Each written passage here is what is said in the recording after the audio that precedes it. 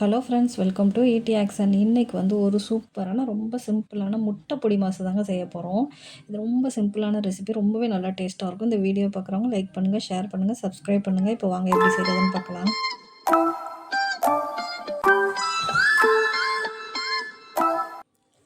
இப்போ இந்த முட்டை பொடி மாசுக்கு தேவையான பொருள் பார்க்கலாங்க. இப்போ வந்து வெங்காயம் வந்து நான் ஒரு 3 வெங்காயம், பெரிய வெங்காயம் எடுத்து பொடிசாக கட் பண்ணியிருக்கேன். ஒரு தக்காளி பழம் எடுத்து கட் பண்ணி வச்சுருக்கேன் பாருங்கள். பச்சை மிளகாய் வந்து ஒரு பச்சை மிளகாய் கொஞ்சம் பெருசாகவே தான் கீறி வச்சுருக்கேங்க. இப்போ வந்து கருவேப்பிலை, கொத்தமல்லி கொஞ்சமாக பொடிசாக கட் பண்ணி வச்சுருக்கேன். இப்போ நம்ம செய்ய ஆரம்பிச்சிடலாம். இப்போ ஒரு பாத்திரம் வச்சுருக்கேங்க. பாத்திரம் வச்சு 1/2 டேபிள் ஸ்பூன் அளவுக்கு எண்ணெய் சேர்த்துருக்கேன் நான் ஏற்கனவே. இப்போ வந்து எண்ணெய் கொஞ்சம் காஞ்சிருச்சு. இப்போ வந்து ஒரு 1/4 ஸ்பூனுக்கும் கொஞ்சம் கம்மியாவே நம்ம வந்து சோம்பு போட்டுக்கிறலாங்க தாளிக்கிறதுக்கு. இது பொடி மாசுன்றதுனால சோம்பு போட்டு தாளிக்கையில வந்து ரொம்பவே நல்லா டேஸ்ட்டாக இருக்கும். நம்மளுக்கு அந்த கறி டேஸ்ட்டு அப்படியே எடுத்து குடுக்கும். இப்போ வந்து நல்லா சோம்பு பொரிய ஆரம்பிச்சிருச்சு. இப்போ நம்ம வெங்காயம் போட்டு வதக்கிடலாங்க. இது எல்லாமே ரொம்ப வதங்க வேண்டியதில்ல. ஒரு அரை பதமா வதங்குச்சுனாலே போதும். ஒண்ணு ஒண்ணா சேர்த்துடலாம் அப்படியே. இப்போ பாருங்க வெங்காயம் கொஞ்சம் வதங்கியிருக்கு பாருங்க. இப்போ இது கூடவே வந்து 1 ஸ்பூன் அளவுக்கு இஞ்சி பூண்டு பேஸ்ட்டு சேர்த்துக்கிறலாங்க. சேர்த்து இதையும் கொஞ்சம் நல்லா வதக்கிடலாம். நான் பாருங்க வெங்காயம் வந்து ரொம்ப ரொம்ப முருகெல்லாம் வதங்க விடலைங்க. நம்ம வந்து முட்டை போட்டு நல்லா கிளறையில வந்து நல்லா வெங்காயம் இதுக்கெல்லாம் நல்லாவே வதங்கிரும். இப்போ லைட்டா இஞ்சி பூண்டு வாடை போகவுமே இப்போ தக்காளி சேர்த்துடலாம். அது கூட தக்காளி சேர்த்துட்டு பச்சை மிளகாய் கீறி வச்ச பச்சை மிளகாயும் அது கூட சேர்த்துடலாங்க. சேர்த்துட்டு இப்போ தக்காளி வந்து லைட்டா வதங்கட்டும். பாருங்க தக்காளி கொஞ்சம் லைட்டா வதங்கியிருக்கு பாருங்க. இப்போ வந்து இது கூடவே வந்து நம்ம மிளகாத்தூள் சேர்த்துக்கலாங்க காரத்துக்கு ஏத்த மாதிரி.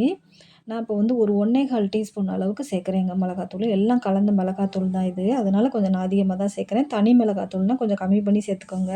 ஒரு 1/2 டீஸ்பூன் போட்டா போதுங்க. நான் இப்போ கலந்த பொடின்றதுனால 1 1/4 டீஸ்பூன் அளவுக்கு சேர்த்துக்கிறேன். இப்போ மிளகாத்தூள் சேர்த்து கொஞ்சம் அடுப்பை மீடியம் ஃப்ளேமில் வச்சு நல்லா கிளறிடலாம். கிளறிட்டு இப்போ உடனே நம்ம முட்டையும் சேர்த்துக்கிறலாங்க.